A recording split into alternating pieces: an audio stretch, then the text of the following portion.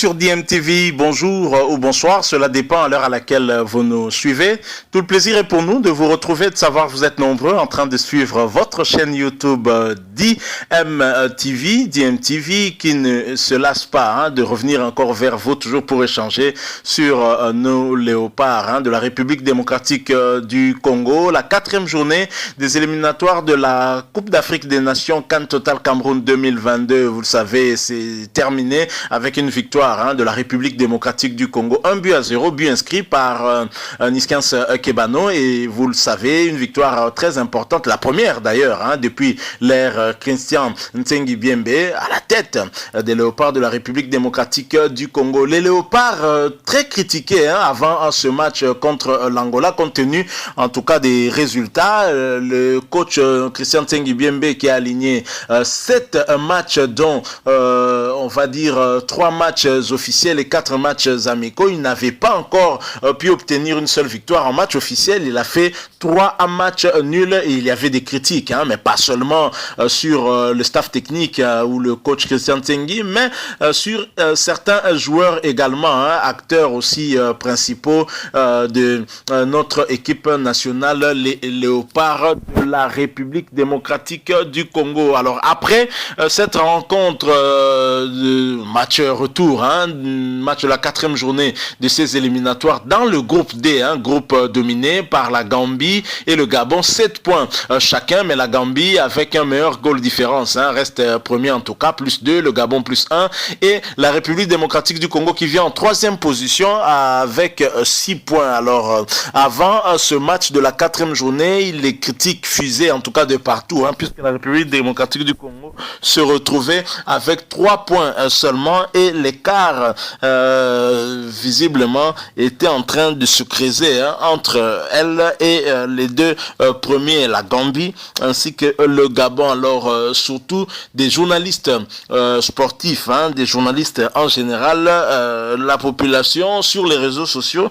en tout cas il y avait beaucoup de critiques. C'est en rapport avec toutes ces critiques que le gardien des buts des léopards, actuellement en tout cas, il est incontestablement le gardien titulaire de léopard, Joël Kiasumwa, a réagi certainement à toutes ces critiques, et c'est au cours d'une publication sur sa page officielle Facebook que Joël Kiasumwa va écrire exactement ceci: les chiens aboient, la caravane passe.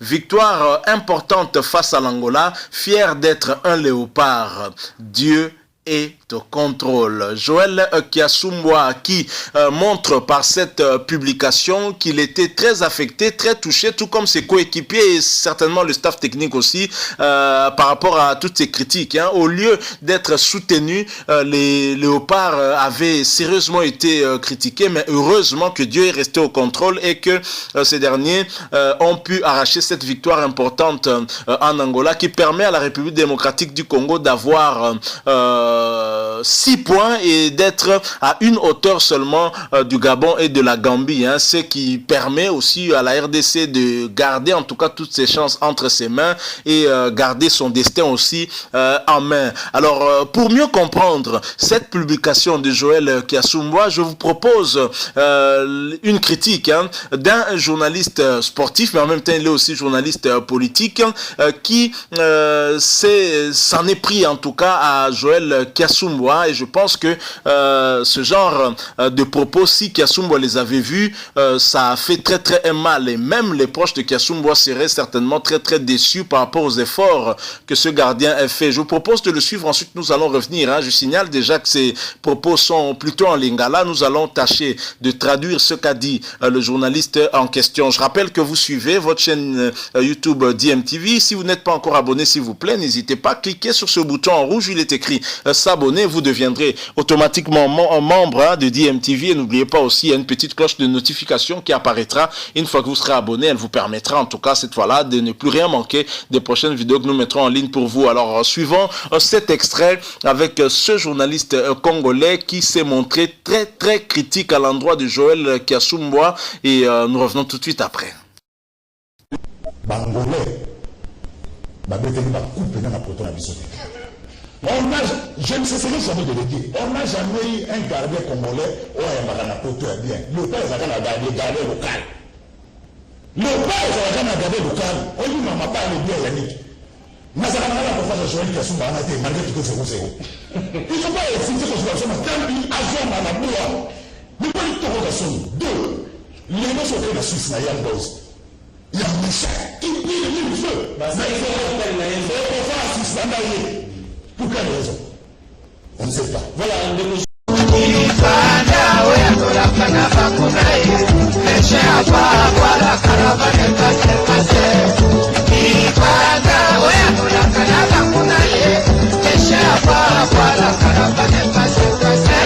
Voilà, nous sommes de retour. Hein. Vous venez de suivre là le journaliste qu'on appelle Jules Boulembi, dit Ndeko Zulu, un journaliste en même temps sportif, hein, politique aussi. Il touchait un tout petit peu à tout. Il s'est montré très critique la veille de cette rencontre entre l'Angola et la République démocratique du Congo à Luanda. Il s'est montré particulièrement critique vis-à-vis de Joël Kiassumbwa. Il dit exactement ceci puisqu'il s'est exprimé en lingala. Je vais tâcher de résumer un peu ce qu'il a dit. Alors Jules Boulembi dit exactement ceci, qu'en République démocratique du Congo, les gardiens expatriés n'ont jamais convaincu, hein, et leur prestation a toujours été moyenne. Et pour garder nos cages et nos buts, il faut un gardien local. Ça n'a jamais marché avec un gardien qui vient de l'extérieur, hein, un binational par exemple, tel que Joël Kiassumbwa de Servette Genève en Suisse. Et selon lui, hein, il faudrait plutôt que l'on rappelle Matampi Vumilei, hein, ce gardien qui évolue actuellement en République démocratique du Congo dans le club de Saint-Éloi Lupopo, l'un des grands clubs de notre pays. Selon Jules Boulembi, qui fait en fait l'apologie un peu de ce gardien Lei Matampi, il estime que notre poteau doit être gardé par un gardien qui joue en championnat local ici. Donc Matampi, il dit ne pas avoir confiance en Joël Kiassumbwa, qui n'a jamais aimé Joël Kiassumbwa malgré qu'il a gardé ses cages inviolées durant le match de la 3e journée ici à Kinshasa, 0 but partout avec l'Angola. Et là, bien évidemment, c'était la veille du match retour contre l'Angola, où il a gardé également ses cages inviolées. Sauf que Jules Boulembi oublie que un gardien ne peut être jugé, tout comme un autre joueur, hein, que par ses statistiques. Et les statistiques de Joël Kiassumbwa lors de ses 4 matchs officiels et de ses éliminatoires de la Coupe d'Afrique des Nations Total Cameroun 2022, et que en 4 matchs, il n'a encaissé que 2 buts. Et ce qui veut dire que, en tout cas, il encaisse au moins 1 but tous les 2 matchs. Donc, ce sont des chiffres qui parlent, hein, des statistiques. Je pense que parmi les meilleurs lors de ces 4 journées des éliminatoires de la Coupe d'Afrique des Nations Cameroun Total 2022. Et Joël Kiassumbwa, les 2 buts encaissés, c'était en Gambie lors du match nul 2 buts partout. Inutile de vous dire qu'il avait sorti des arrêts extraordinaires pour sauver la République démocratique du Congo. Donc 3 matchs sans encaisser de buts. 0-0 ici à Kinshasa contre le Gabon, 0-0 ici à Kinshasa contre l'Angola, pardon. Et puis 1-0, on a gagné en Angola. Joël Kiassumbwa n'a pas encaissé de buts, et je pense que c'est parmi les meilleurs gardiens de ces éliminatoires, hein, de la CAN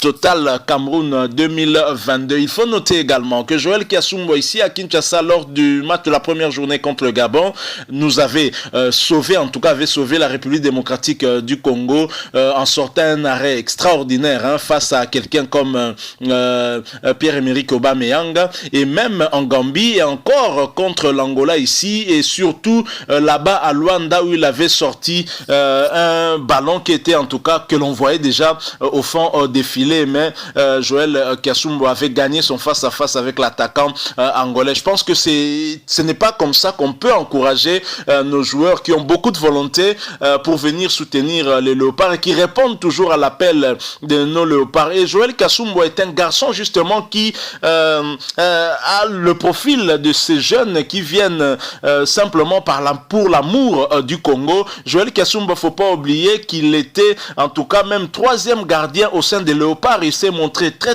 patient. Il venait déjà à l'époque des Mandanda, tout ça. Joël Kasumba était là, ça on oublie facilement et on pense que c'est quelqu'un qui est venu comme un cheveu dans la soupe. Et Joël Kasumba s'est montré très patient jusqu'à avoir l'entraîneur Christian Tengibiembe lui faire confiance et lui remettre les cages de la République démocratique du Congo, et il semble en tout cas très digne, même si on doit aussi le reconnaître qu'actuellement avec son club de Servette Genève, il est malheureusement 2e gardien, il n'est pas titulaire, mais cela n'empêche qu'il est en forme et qu'il répond toujours à l'appel de son pays, de la patrie, la République démocratique du Congo, et incontestablement actuellement c'est le numéro 1, le gardien titulaire des Léopards, et il a prouvé de quoi il était capable. Je l'ai dit, 3 matchs sur 4, il n'a pas encaissé de but, c'est pas rien. On doit féliciter non seulement notre défense, mais féliciter aussi ce gardien qui nous sort des arrêts venus d'un autre monde. Je crois que ce n'est pas